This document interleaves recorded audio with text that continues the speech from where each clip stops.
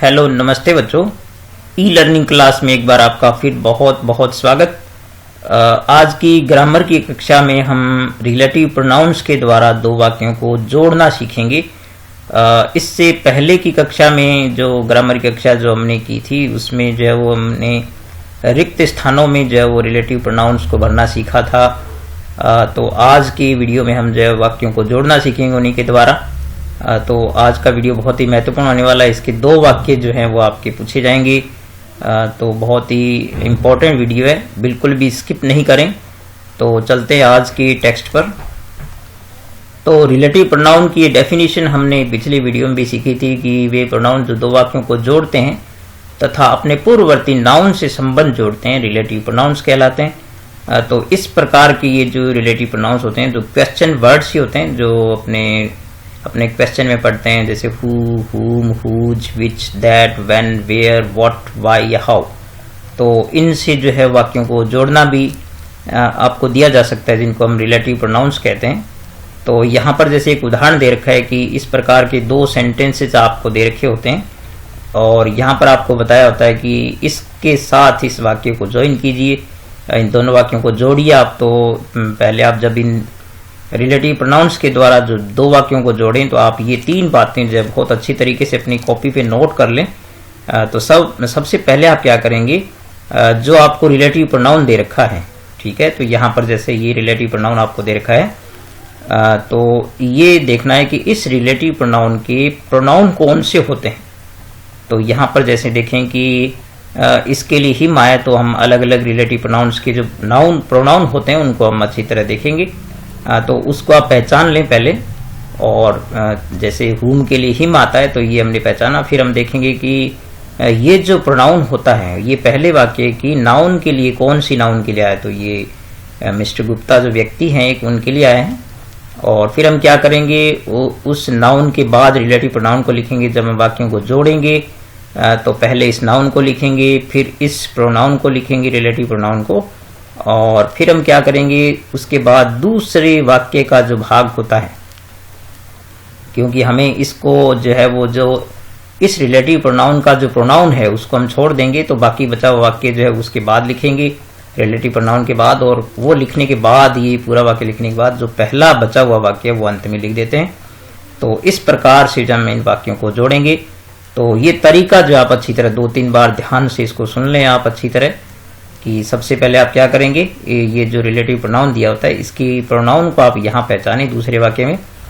फिर ये प्रोनाउन की नाउन इस टेंस में कौन सी है उसको पहचान लें, और उसके बाद जो आपको रिलेटिव प्रोनाउन लिखना है, फिर आपको दूसरा वाक्य लिखना है इस प्रोनाउन को छोड़ करके, और फिर बचा हुआ जो पहला वाक्य है वो अंत में लिखना है। तो ये तरीका इसका। तो इसके द्वारा जो इसी वाक्य को मैं आपको जोड़ कर, तो यहाँ देखिए आप सबसे पहले क्या करेंगे, आप नाउन को लिखेंगे मिस्टर गुप्ता, और फिर उसके बाद जो हमने देखा कि इस प्रोनाउन की जो नाउन ये, इसके बाद हम रिलेटिव प्रोनाउन लिखेंगे, तो हुम लिखा।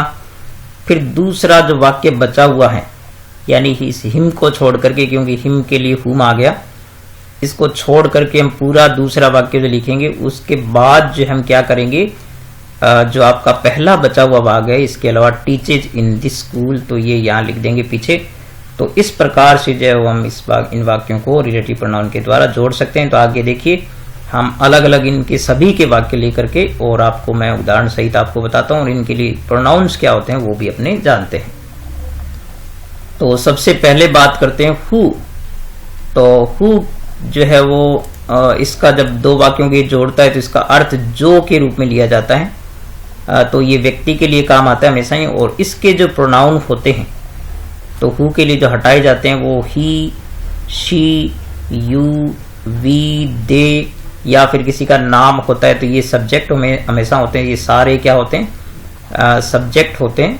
तो सब्जेक्टिव प्रोनाउन होते हैं जिनको नॉमिनेटिव केस भी कहते हैं, तो ये हटाए जाते हैं। तो देखिए जैसे ये हमें पहला वाक्य यहाँ पर दे रखा है, उसको जो है हमें हु के द्वारा जोड़ना है।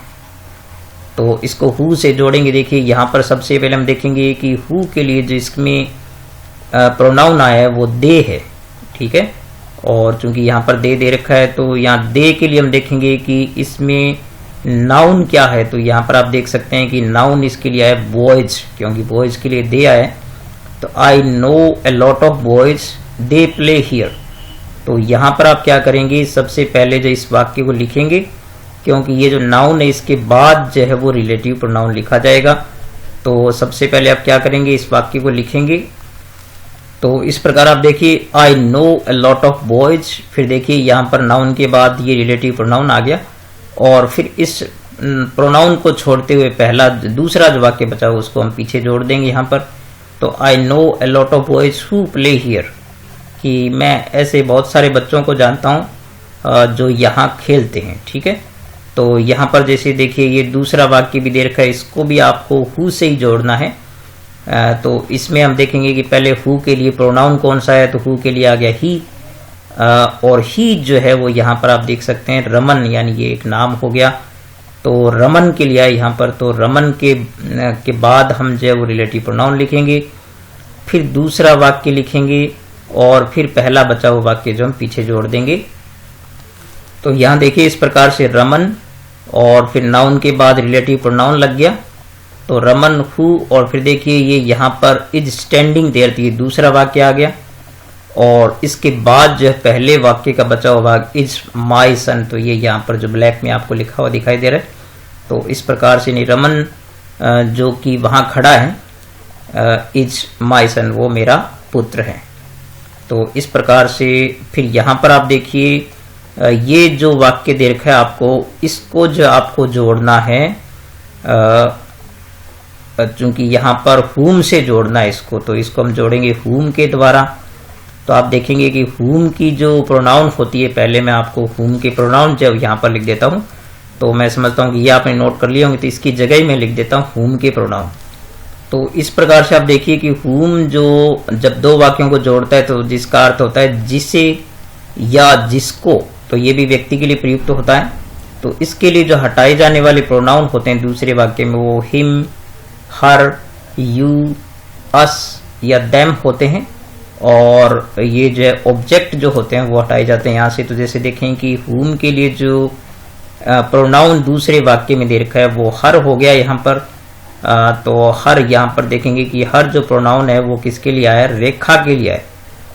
तो हम इसके बाद जो है वो रेखा जो है, इसके बाद हम हुम का प्रयोग करेंगे, फिर दूसरा वाक्य लिखेंगे, और फिर बचा हुआ वाक्य जो पहला वो पीछे लिख देंगे। तो इस प्रकार से इस वाक्य को बनाएंगे।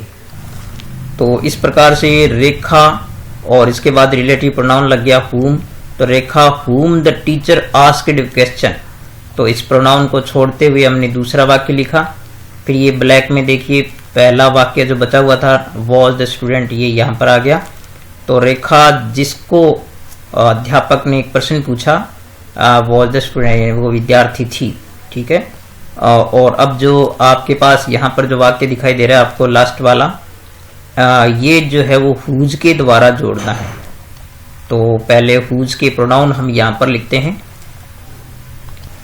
तो यहाँ पर आप देखिए कि हुज के द्वारा जब दो वाक्यों को जोड़ा जाता है तो इस हुज का अर्थ जो है वो जिसका, जिसकी या जिसके होता है, और ये भी व्यक्ति के लिए काम आता है। तो इसके जो प्रोनाउन होते हैं वो हटाए जाने वाले प्रोनाउन जो दूसरे वाक्य में होते हैं वो हिज, हर, योर, माई, अवर या फिर देयर होते हैं। तो इनको आप अच्छी तरह लर्न कीजिए, अपनी कॉपी में नोट कर लीजिए।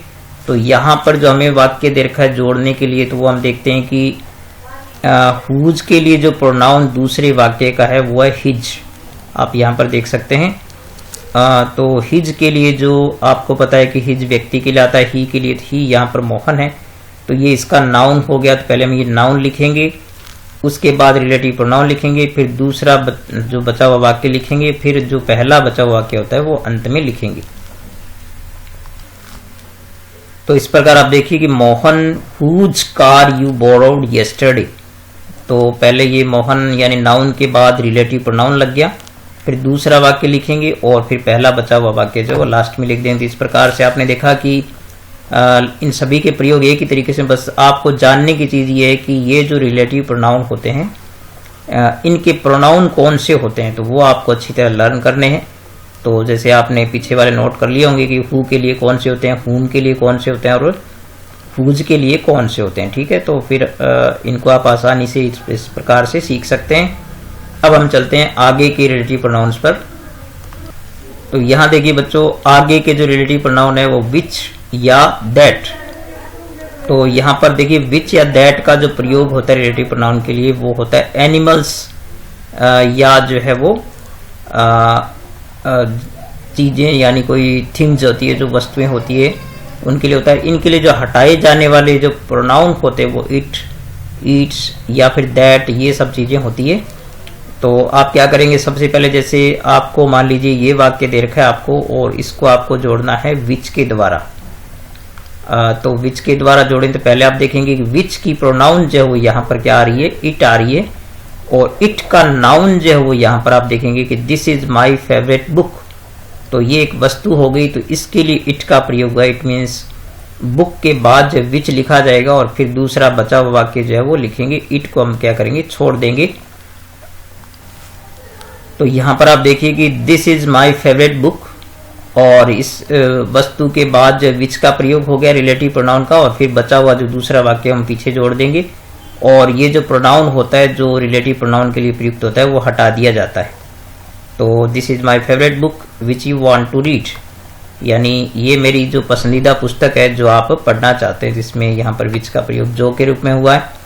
और फिर आगे का वाक्य देखते हैं कि यहाँ पर आप मान लीजिए इसको दैट से जोड़ना है। तो यहाँ पर दैट से जोड़ने का कारण भी है क्योंकि जब पहले वाक्य में हमने जब यहाँ पर ओनली आया द ओनली, तो पहले जब हमने पहले भाग में जो रिलेटिव प्रोनाउन पढ़े तो उनमें आपको बताया था कि ओनली, सेम, एनी या फ्यू ये सब आते हैं, तो इसमें दैट का ही प्रयोग होता है। तो यहाँ पर दैट के लिए जो हटाए जाने वाला रिलेटिव प्रोनाउन है, जो प्रोनाउन है वो इट है यहाँ पर, और इट जो है वो किसके लिए है कि this is the only pen. तो ये पेन एक वस्तु हो गई, तो इसके लिए इट का प्रयोग हुआ है। तो इसके बाद जो है दैट का प्रयोग हुआ, फिर इट हटा दिया जाएगा और दूसरा वाक्य जो बचा हुआ हम बिल्कुल वैसा ही लिख देंगे, this is the only pen. तो यहाँ पर पेन के बाद दैट का प्रयोग किया, तो ये वही पेन है, यानी केवल एक पेन है, that I take with me daily, जो कि मैं हमेशा अपने पास रोजाना अपने साथ रखता हूँ। तो इस प्रकार से हम दैट या विच के द्वारा बिल्कुल आसानी से जोड़ सकते हैं। बस आपको ये ध्यान में रखना है कि ये जो रिलेटिव प्रोनाउन आपको दिए होते हैं इनके लिए कौन से जो है प्रोनाउन हटाए जाते हैं और वो किस नाउन के लिए काम में आते हैं।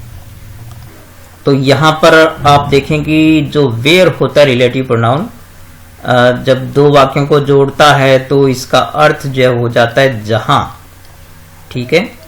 और इसके लिए जो हटाए जाने वाले प्रोनाउन होते हैं जो दूसरे वाक्य में होते हैं वो हियर, देयर या एट दैट प्लेस, तो इस प्रकार के जो स्थान सूचक शब्द होते हैं उनको हटाया जाता है। तो आप देखेंगे कि सबसे पहले जैसे ये जो वाक्य दे रखे हैं इनको आपको वेयर से जोड़ना है।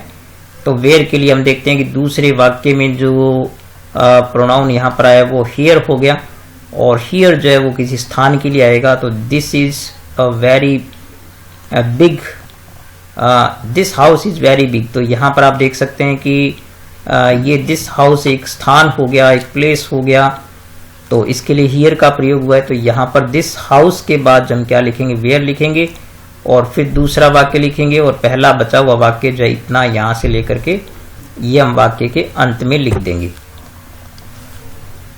This house where I live with my family, ये घर जहाँ पर मैं अपने परिवार के साथ रहता हूँ, इज वेरी बिग, ये बहुत बड़ा है।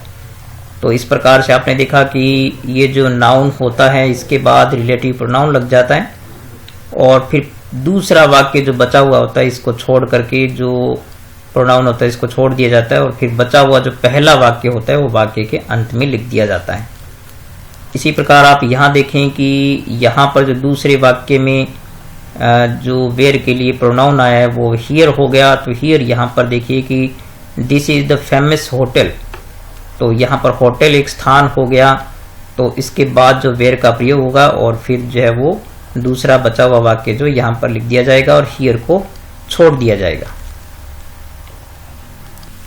तो इस प्रकार आप देखिए this is the famous hotel where you stayed last year, यानी ये वो प्रसिद्ध होटल है जहां पर आप पिछले साल रुके थे। तो इस प्रकार से बिल्कुल ही मुश्किल नहीं है वाक्यों को बनाना। अब यहाँ पर बच्चों ये एक बड़ा महत्वपूर्ण वाक्य है, इसको आप गौर से देखिए कि यहाँ पर हियर, देयर या ऐसा कोई शब्द नहीं, यहाँ पर इट आया है। तो ये वाक्य जब आप पढ़ेंगे तो दिस इज द हाउस, तो यहाँ पर हाउस एक स्थान हो गया, लेकिन यहाँ पर जो है वो my father boat it last year, कि मेरे पिता ने इसे लास्ट ईयर जो है पिछले साल खरीदा। तो यहाँ पर हाउस में रहने की बात नहीं आ रही है, तो इसीलिए जो यहाँ पर हम क्या करेंगे, वेयर का प्रयोग नहीं कर सकते। यहाँ पर हमें इस वाक्य को जो विच या दैट के रूप में जोड़ना पड़ेगा। तो यहाँ पर जैसे हम दैट से जोड़ेंगे या विच से भी जोड़ सकते हैं, तो यहाँ पर जो है वो हाउस के बाद दैट का प्रयोग करेंगे और फिर बिल्कुल बीच में यहाँ लगा देंगे और फिर दूसरा वाक्य जो बचा हुआ लिख देंगे। तो वाक्य इस प्रकार से बना, this is the house that my father bought last year, की ये वही घर है जो मेरे पिता ने पिछले साल खरीदा था। तो इस प्रकार से ये आप याद रखें कि जब स्थान का प्रयोग स्थान के रूप में नहीं होता है, खरीदने बेचने या अन्य किसी जिक्र में होता है, तो उसमें विच या दैट का प्रयोग करेंगे, वहां पर हम वेयर का प्रयोग नहीं करेंगे। ठीक है, तो इस प्रकार से हमने जब वेयर के प्रयोग देखे, अब आगे चलते हैं दूसरे अन्य रिलेटिव प्रोनाउन पर। तो यहाँ पर आप देखेंगे व्हेन जो रिलेटिव प्रोनाउन होता है उसके लिए जो नाउन होती है वो समय सूचक शब्द होते हैं। ठीक है, ये आपको याद रखना है। और इसका जब दो वाक्यों के रूप में जब जोड़ता है तो इसका अर्थ हो जाता है जब। ठीक है, तो इसके लिए जो हटाए जाने वाले प्रोनाउन होते हैं दूसरे वाक्य में नाउ, देन या एट दैट टाइम वगैरह इस प्रकार के समय सूचक शब्द होते हैं। तो यहाँ पर जो आप देख रहे हैं वाक्य, यहाँ पर आप देख सकते हैं कि दूसरे वाक्य में जो आया कि it was Monday I met you here on that day, तो यहाँ पर ऑन दैट डे जो है वो ये व्हेन के लिए एक प्रकार से प्रोनाउन हो गई, तो ये हटा दिए जाएंगे।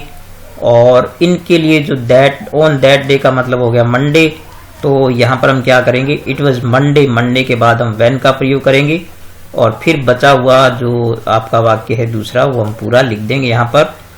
तो ये इस प्रकार हो जाएगा, इट वॉज मंडे, और फिर जो है आप क्या करेंगे, यहाँ पर रिलेटिव प्रोनाउन व्हेन लगाएंगे, it was Monday when I met you here, कि वो मंडे था जब मैं जो आपको यहाँ मिला। ठीक है, मेट यू आएगा पहले, तो मेट यू हियर। ठीक है, तो इस प्रकार से देखिए जोड़ना वाक्यों को बिल्कुल ही मुश्किल नहीं है। समय सूचक शब्दों के बाद जो व्हेन लग जाएगा और फिर दूसरा वाक्य जो यहाँ पे इस प्रकार से लिख दिया जाएगा। और फिर देखते हैं आगे नेक्स्ट वाक्य जो आप देख रहे हैं कि it was 2018 he came to see me then, तो यहाँ पर देखिए देन आया, तो देन जो है वो यहाँ पर 2018 के लिए आए। तो यहाँ पर हम क्या करेंगे, इसके बाद व्हेन का प्रयोग करेंगे, फिर बचा हुआ जो दूसरा वाक्य है वो लिख देंगे। तो इस प्रकार से जो वाक्य बनेगा वो इस प्रकार से होगा, इट वॉज 2018, और इसके बाद व्हेन का प्रयोग होगा, when he came to see मी। ठीक है, कि वो 2018 का वर्ष था जब वो मुझसे मिलने आया। ठीक है, तो इस प्रकार से हम इन वाक्यों को बना सकते हैं। अब चलते हैं नेक्स्ट रिलेटिव प्रोनाउन पर। तो नेक्स्ट हमारा जो रिलेटिव प्रोनाउन है वो है व्हाट। तो व्हाट जो है वो वर्ब्स के लिए काम में लिया जाता है, वर्ब के बाद इसका प्रयोग होगा, और इसके लिए दूसरे वाक्य में जो इट या दैट आदि हो सकते हैं। जैसे यहाँ पर आप देख सकते हैं कि listen to that your teacher से दैट, सेज दैट, तो यहाँ पर दैट के लिए आया, तो क्या सुनना है वो यहाँ पर लिसन के बाद है। तो यहाँ पर हम क्या करेंगे, वर्ब के बाद जो है वो हम लिखेंगे व्हाट और फिर दूसरा वाक्य लिख देंगे। ठीक है, तो इस प्रकार देखिए आप, listen what your teacher says, कि सुनिए जो आपके टीचर कहते हैं उसे। ठीक है, और यहाँ पर आप देखिए कि tell me now you want to say, तो यहाँ पर टू छपा हुआ नहीं है, तो यहाँ पर आप देखेंगे कि टेल आ गया वर्ब। तो इसके बाद हम क्या करेंगे, व्हाट का प्रयोग करेंगे, तो tell what you want to say, और फिर बचा हुआ जो पहला भाग है, पहले वाक्य का जो भाग है वो यहाँ लिख देंगे। तो tell what you want to say me now, यानी अब बताइए जो आप मुझे कहना चाहते हैं। ठीक है, तो इस प्रकार से व्हाट का प्रयोग कर सकते हैं। अब कुछ बचे हुए थोड़े से जो रिलेटिव प्रोनाउन है उन पर और चलते हैं। तो यहाँ बहुत थोड़े से सीमित वाक्यों में वाई और हाउ का भी प्रयोग होता है। तो वाई जो है वो कारण के लिए काम में लिया जाता है, और इसके लिए कोई ऐसे पर्टिकुलर प्रोनाउन नहीं है जो हटाए जाते हैं। इसी प्रकार से जो हाउ होता है वो जो तरीका या किसी विधि या ढंग के लिए प्रयुक्त किया जाता है। तो यहाँ पर जैसे आप वाक्य में देख रहे हैं कि ये जो पहला वाक्य आपको यहाँ पर दे रखा है वो वाई से आपको जोड़ना है। तो आप देख सकते हैं कि दिस इज द रीजन, तो यहाँ पर रीजन है तो इसके बाद हम वाई का प्रयोग करेंगे और फिर हम जब बिल्कुल यहाँ पर बीच में वाई का प्रयोग कर देंगे फिर दूसरा वाक्य ज्यों का त्यों लिख देंगे।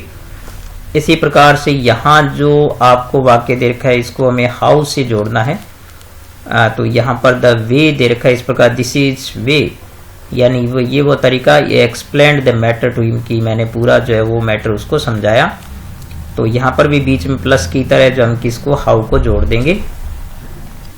तो इस प्रकार देखिए बच्चों, this is the reason why he didn't come to the party.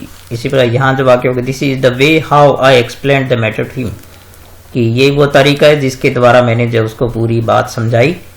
तो इस प्रकार से देखिए बच्चों, आज हमने जो सभी रिलेटिव प्रोनाउंस के द्वारा वाक्यों को जोड़ना जो वो देखा। तो एक बार फिर आप जो है यहाँ पर आप क्या कीजिए, सबसे पहले जो है वो यहाँ पर जो ये तरीका आपको ये जो विधि दे रखी है आप यहाँ इसे अच्छी तरह नोट कर लीजिए कि सबसे पहले आप क्या करेंगे। एक बार फिर मैं आपको रिपीट करा देता हूँ कि जो प्रोनाउन यहाँ पर दिया होता है रिलेटिव प्रोनाउन, आप ये देखें कि इसके लिए कौन सा जो प्रोनाउन है वो दूसरे वाक्य का लिया जाता है। फिर आप देखें कि ये जो प्रोनाउन होता है वो यहाँ पर कौन सी नाउन के लिए काम में आया है, और उसी के बाद जो रिलेटिव प्रोनाउन का प्रयोग होता है वो देखें आप यहाँ पर हो गया जैसे।